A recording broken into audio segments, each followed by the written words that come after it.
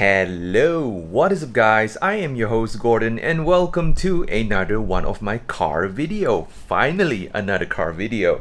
So right now, I'm not with my car right now. As you can see, it is because that my car was parked in a very dark garage located underground in my condominium. So I was thinking that it's going to be a bad idea to film there because the lighting is just so bad. So a lot of people was asking about the maintenance of the Kia Forte Koup or what kind of problem that they need to know before buying the car. So I would want to make a video regarding this kind of things, like to cover all the maintenance and the problem that they might face in the future. So let us start with the maintenance. So a while ago I did a oil change for my car, which cost me around Ringgit Malaysia RM 230, including the filter. So the brand that I'm using is a Force. So it's the brand Force. As far as I know, it is a oil from Germany. So far so good. The car is running pretty smooth with no issue at all. In fact, I kind of think that the car is a little lighter using the Force brand oil compared to other brands. So I'm not sure it's like some sort of a placebo effect or something like that, but it works. And then basically any major services such as changing the gearbox oil, the oil filter, the engine oil itself, and all the air filter in the car like the AC filter and the the engine filter, it only costs about RM 500 ringgit. So I would say that it is okay. And then a lot of wear and tear parts such as the ignition coil that you need to take a look into, because these things kind of goes out every 5 years, so it will cost you around RM 120 if you know how to DIY. Of course, I do most of my stuff in the DIY way.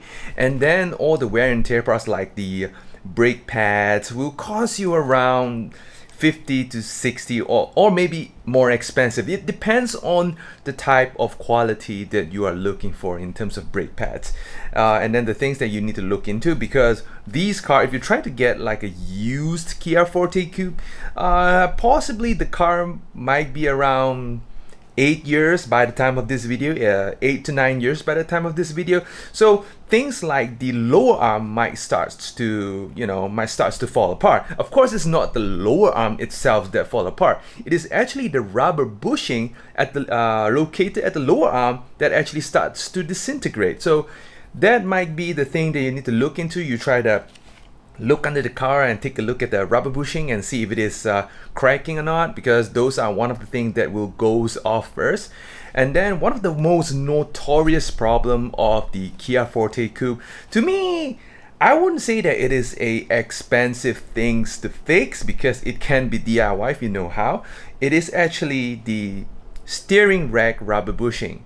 So basically what happened is that you will realize that when you try to turn the steering, you will hear knocking sound. So at first you might think that it is a lower arm issue, but it is more of a steering rack issue, because there is a very tiny rubber bushing located in the steering rack that literally disintegrate almost every 4 to 5 years. So that's also one of the things that you might want to look into. Try to do a lot of like steering around for no reason before you buy the car and see if there's any knocking sound. Steer it while the car is stationary and steer it while the car is driving in order to see if the bushing is still okay or not. So if the bushing is not okay, I would say that it is actually a really cheap fix if you know how to DIY, like I did it DIY. So basically is just a tiny little rubber. It only costs you about RM 30 to replace it. So if you don't know how to DIY, it is okay. You can actually send the car outside and ask some trusty mechanic to fix the issue for you. It will cost you around RM 300, and after replacing it, no problem running for the next 5 years and you are good to go. So not just the Kia Forte 2.0. We're talking about Korean cars like the Hyundai Sonata, the Hyundai Elantra. Generally, almost all Korean cars will face this kind of problem. I'm not sure why. As far as I know, the newer cars wouldn't have this kind of issue. So if you plan to get a Kia Forte Koup, take a look into this. One more thing that you need to look into is the side mirror. So the side mirror, of course, is the auto folding one. The gears in the side mirrors are kind of brittle for my taste because both of the gears of my side window actually broke. So what you might face is when you try to fold the side mirror, you won't be able to fold it and you keep on hearing those gear whining sound, which is pretty annoying. But thankfully the design of Kia Forte Koup allows you to actually unplug the side mirror rather easily. I would say rather easily if you have some sort of a plastic pry bar always ready in your car. So if you try to fix this yourself, it is doable because the gear is not expensive. It might cost you about 30 something RM, and if you try to send it for somebody to fix it for you, it will cost you around 180 RM, somewhere around there. And since this is a 8 to 9 years car, you might want to look into the grounding. So when you start the car, try to put your hands around the engine bay or something like that. See if there's any static electricity because the grounding might goes bad. So in my case, I would say it's a recent case though that when I try to open the engine hood, it kind of shocks me a little bit because I thought it's some sort of a static electricity, but it kind of shocks me pretty consistent. So kind of check on the grounding a little bit. I think the grounding is a little short or something like that. So I actually went ahead and changed the grounding and everything just goes back to normal. So that's one thing that you need to check. Or you don't really need to check, just straight up install maybe like a 3 or 4 or 5 point grounding and you're good to go, man. There's one more thing that people tend to complain about the Kia Forte Koup is about the brake lights. So sometimes that people might experience that the brake lights was on all the time while you are driving even though you're not pressing the brakes. There is actually some sort of a plastic button that actually clicks on the brake sensor. So that plastic button always broke off. You know, it broke off because it's so brittle and it is so, I would say, cheaply made. So what you can actually do, you can actually DIY this literally for free.